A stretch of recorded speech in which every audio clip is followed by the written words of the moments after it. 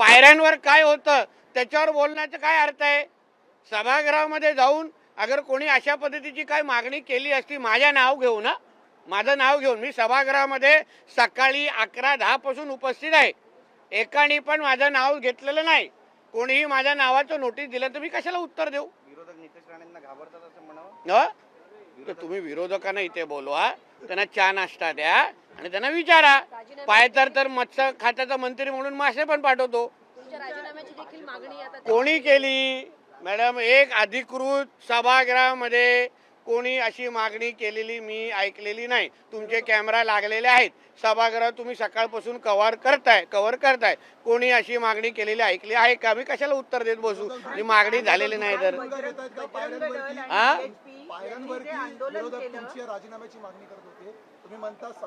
कुठले विरोध?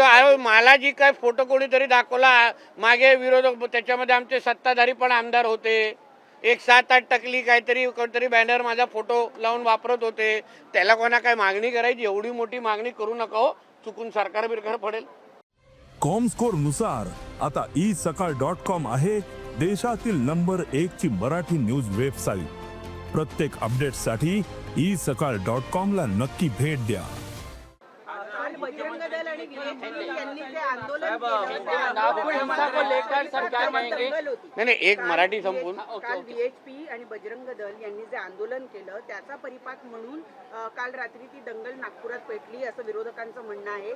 सातत्यानं द्वेषपूर्ण वक्तव्य करणं आणि अश्लील नाही, पण ते सकाळचं जे आंदोलन आहे ते कशासाठी झालं? VHP आणि बजरंग दल आणि हिंदुत्ववादी विचाराचे जे संघटना आहेत त्यांनी आंदोलन कशाला केलं? म्हणजे ह्या राज्यामध्ये या मुद्द्यावर आंदोलन करण्याची काय चूक आहे का? की त्याला लगेच तुम्ही संध्याकाळी पोलिसांना मारेपर्यंत तुम्ही वातावरण खराब करणार? म्हणजे एवढं तुम्हाला वाईट वाटलं सकाळचं आंदोलन की तुम्हाला तिथे? मला एक आश्चर्य वाटलं, तिथला एक भाग आहे तिथे रोज एका विशिष्ट धर्माचे लोक पार्किंग करतात. कालच तिथे पूर्ण पार्किंग केली नाही तिकडे.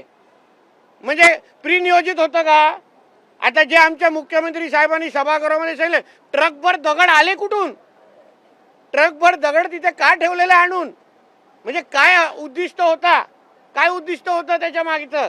या सगळ्याची आता चौकशी टप्प्याटप्प्यात होईल. म्हणून तर तुम्हाला सांगितलं, पाकिस्तानातला अब्बा आठवणीत येईल अशा पद्धतीचा आता कारवाई पुढे येणार. यांनी आरोप केलेला आहे की गेले 3 ते 4 महिने सातत्यानं अशी वक्तव्य केली जात आहेत आणि वातावरण निर्मिती करण्यात आलेली. कोणाबद्दल बोलले ते? मी सभागृहामध्ये आता विधान परिषदेतून येतोय इथे.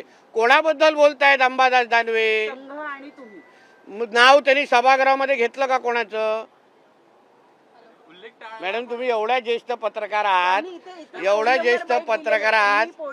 मला दाखवा व्हिडिओ दाखवा. विरोधक रेकॉर्डवर माझं म्हणणं काय, सभागृह चालू आहे, तुमच्यातले असंख्य लोक वर्षांवरचे सभागृह कव्हर करतात. फ्लोर ऑफ द हाऊसवर ज्याचे विषय चालतात त्याबद्दल स्पष्टीकरण द्यायचं असतं.